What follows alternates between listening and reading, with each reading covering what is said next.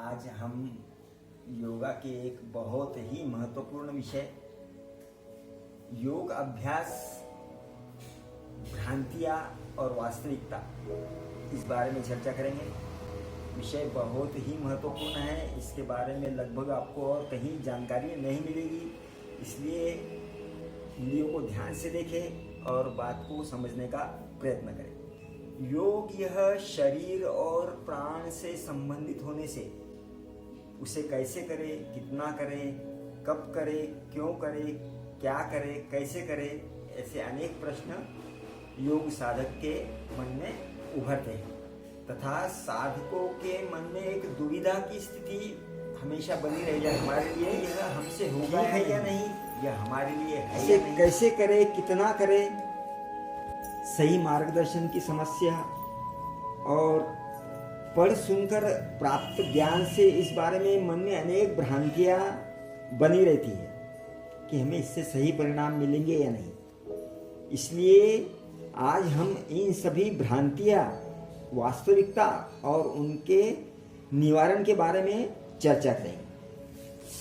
महर्षि पतंजलि के योग दर्शन में एक सूत्र आता है, व्याधि स्त्यान संशय प्रमाद आलस्य अवृत्ति भ्रांति दर्शन अलब्ध भूमिकत्वानि अनवस्थित्वानि चित्त विक्षेप अंतरायाः। इसमें मनुष्य को योग अभ्यास में आने वाले विक्षेप, अंतराय के बारे में बताए गए हैं, जो कि 9 हैं। इन सब से मनुष्य के योग अभ्यास में रुकावटें पैदा होती है तथा मनुष्य को जीवन में और योगाभ्यास में इन सभी का सामना करना पड़ता है। यहाँ हम उन सभी भ्रांति और उनके समाधान पर चर्चा करेंगे। सबसे पहले तो योग साधक को मन में यह विचार आता है कि यह तो बहुत धीमी गति वाला है और बोरियत वाला विषय है। हाँ, यह बात कुछ सही हो सकती है कि यह गति इसकी धीमी होती है। धीमी गति ही मनुष्य को विकास कर सकती है मनुष्य का और उसको शांति दे सकती है। ज़्यादा गति ही यह आजकल विनाश का कारण बनी हुई है, इसलिए इस विषय को आप ज़्यादा यह गंभीरता से न लें। दूसरी भ्रांति मन में निर्माण होती है कि मैं तो स्वस्थ हूँ, मुझे इसकी क्या ज़रूरत है। पर ऐसे नहीं होता है। योग यह बीमारी का इलाज नहीं है, यह स्वस्थ जीवन जीने की कला है। इसलिए आप अगर से नियमित योग करोगे तो आपको व्याधि नहीं होगी, आप बीमार नहीं होंगे। तीसरी भ्रांति मन में निर्माण होती है कि वृद्धावस्था में हम इसे कैसा करें। तो जैसे श्लोक में योगा में आया हुआ है कि यह बच्चे, बूढ़े, स्त्री, पुरुष, जवान, स्वास्थ्य, बीमार सभी कर सकते हैं। इसमें सभी के लिए प्रकार थोड़े थोड़े भिन्न हो सकते हैं, पर सभी लोग सभी अवस्था में इसका अभ्यास कर सकते हैं। कुछ लोगों का मानना यह है कि योगा सिर्फ दुबला होने के लिए है या वजन कम करने के लिए या पेट कम करने के लिए ही होता है, पर ऐसा नहीं है। लोगों को लगता है कि मैं तो पहले से ही दुबला हूँ, मुझे इसकी ज़रूरत ही नहीं है। पर दुबला होना यह स्वस्थ होने की निशानी नहीं हो सकती है। दुबले व्यक्ति को भी बीमारियां हो सकती है, उन्हें भी दिल की बीमारियां हो सकती है, उन्हें भी हार्ट अटैक हो सकता है, बीपी हो सकता है, शुगर हो सकता है, अन्य व्याधियां भी हो सकती है। इसलिए सभी को योगाभ्यास करना चाहिए। मेरा वजन अधिक है, यह भी एक मन में विचार आता है कि क्या मैं इसे कर सकता हूँ। जी हाँ, इससे सिर्फ नहीं मोटापा कम होता है बल्कि अनेक व्याधियां भी दूर होती है। दुबला व्यक्ति इससे नॉर्मल होता है और मोटा व्यक्ति का मेद कम होता है और वजन भी कम होता है।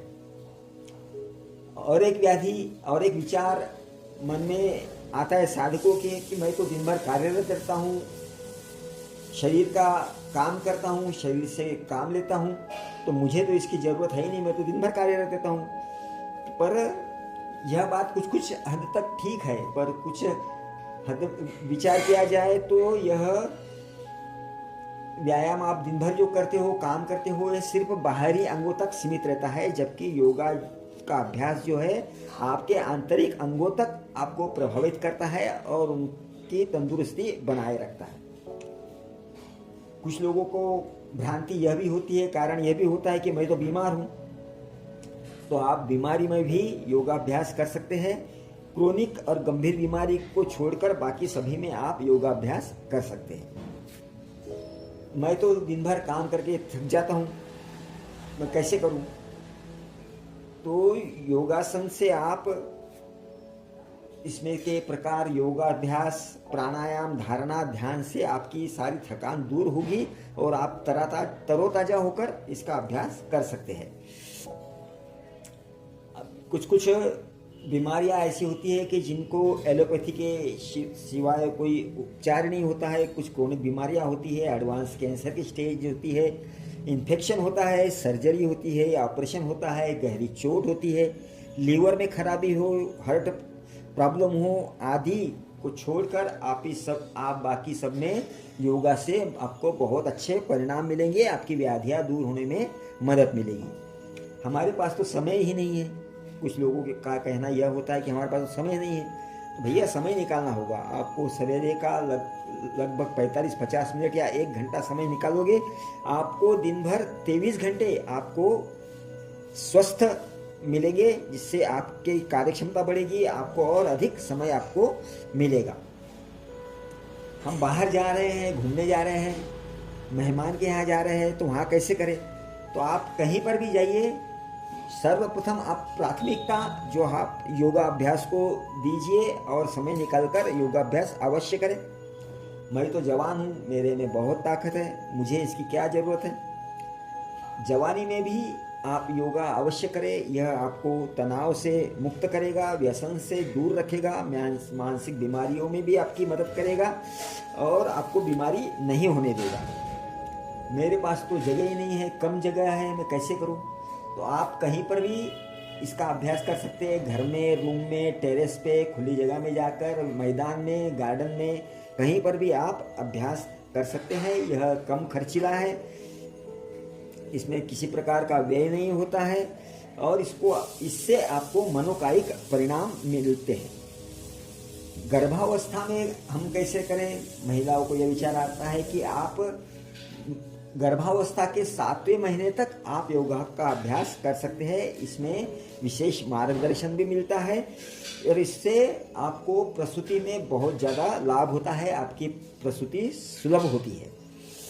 इसलिए आप योगा को 1 घंटे का अभ्यास न बनाकर इसको आप लाइफ स्टाइल बनाइए। 1 घंटा आप नियमित योगा को दीजिए, आपको इससे अनेकों लाभ मिलेंगे, आपके सारे भ्रम दूर होंगे। आप योगा स्टार्ट कीजिए और इसके सही परिणाम आपको निश्चित मिलेंगे। हरिओम।